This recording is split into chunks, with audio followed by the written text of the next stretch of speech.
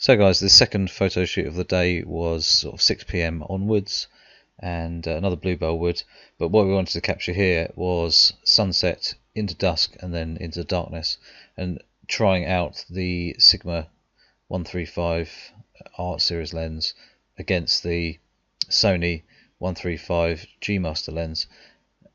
Not necessarily sharpness or anything like that this time. This is more the fact that as it gets darker and darker and darker, will the lenses focus better or struggle or whatever. And obviously on mirrorless cameras, they up to now really they used to struggle in low light. Well, the Sony A7R3 I've not really had an issue with, and in this video you'll see it actually focusing in pretty much almost darkness. It's even eye auto focusing as well. Anyway, these shots are literally straight out of the camera, and just utilising the Rotolight aeos, shooting high with the light, aiming down, just giving just a nice, quite flattering light really, and both these are a mixture of the lenses being used here, so it doesn't really matter which one. You're not going to notice if you own the Sigma or the G Master. These shots are quite easily done. Very, very nice woodland, and obviously a lovely girl, Julia there, who joined me for the evening, and she actually is in one of my other videos, the same as Millie in another video as well, when I first got the Sigma Art Series lens, so worked out really nicely that actually I could get them both back, and sort of another video, so it's all good. As it got darker, I kept swapping lenses and everything. Didn't really notice much difference in anything struggling, but the G Master was definitely faster and obviously more accurate. I noticed that sort of more instantly. So, and then we did some other shots near a lake. Bats were flying around, so I actually somehow managed to get a bat in flight in shot. It just happened to be in the depth, the focal plane depth, and the flash firing from the right hand side. So it's that dark. It's quite dark. It's gone dusk, isn't it? So okay, look at me. It's still eye auto focusing in low light occasionally. Yeah, hold it still.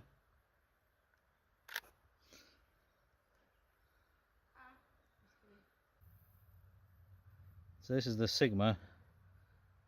Oh no, it's hunting now.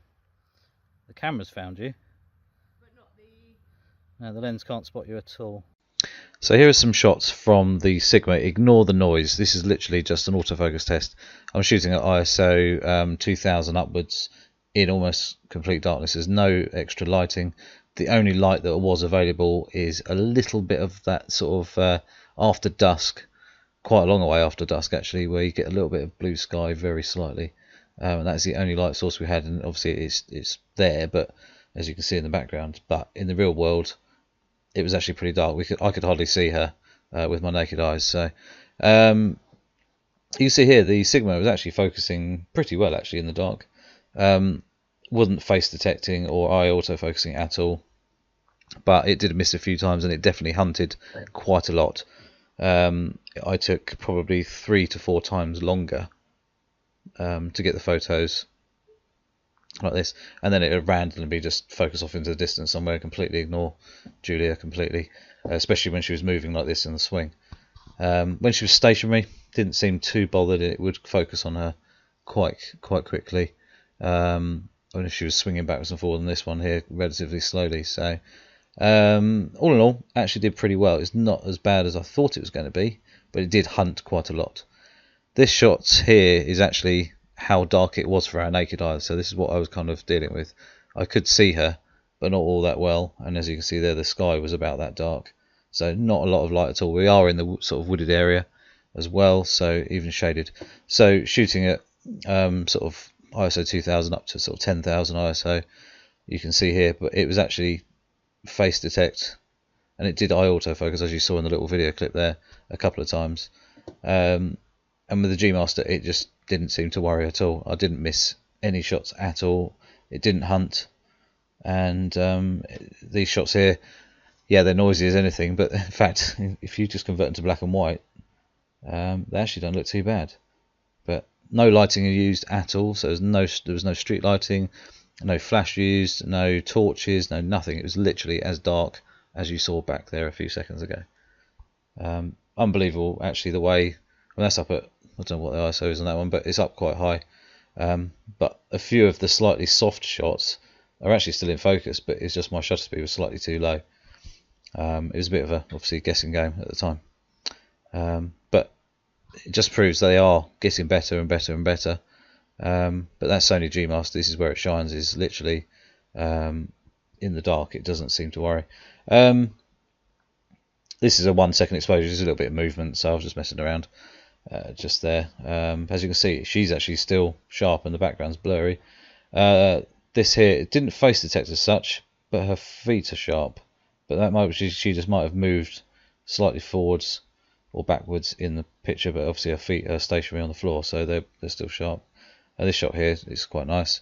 As you can see, a lovely blurred background, relatively sharp in the foreground. And like I say, no lighting at all. So all in all, I'm very impressed with both of the lenses actually, but the G Master, I mean, it's definitely worth, for me personally, it's worth the upgrade.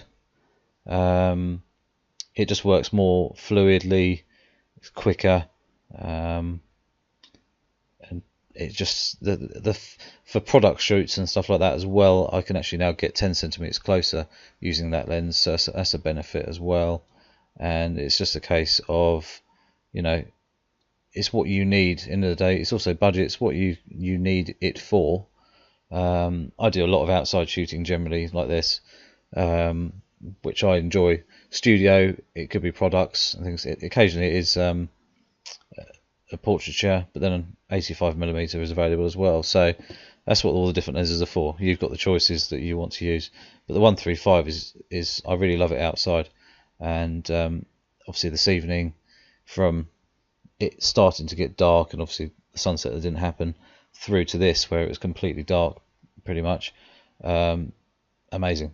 And the Sigma, it did hunt quite a bit, I must admit, but it's still locked on, so it can do it. It's just a bit more fussy, so you're going to miss more shots with that, which I did. But then the G Master, obviously it hit everyone pretty much. I think it had one moment where it did just sort of scan a bit and then come back. But other than that, anyway guys, I hope that's kind of like helped anybody out there that might be looking at these lenses, and obviously budgets and things like that. Any questions, please ask below. I'm quite happy to help. And obviously if you haven't seen part 1, watch that, and then you can watch this. But yeah, anyway, please subscribe, please click the notification bell, and I shall see you soon.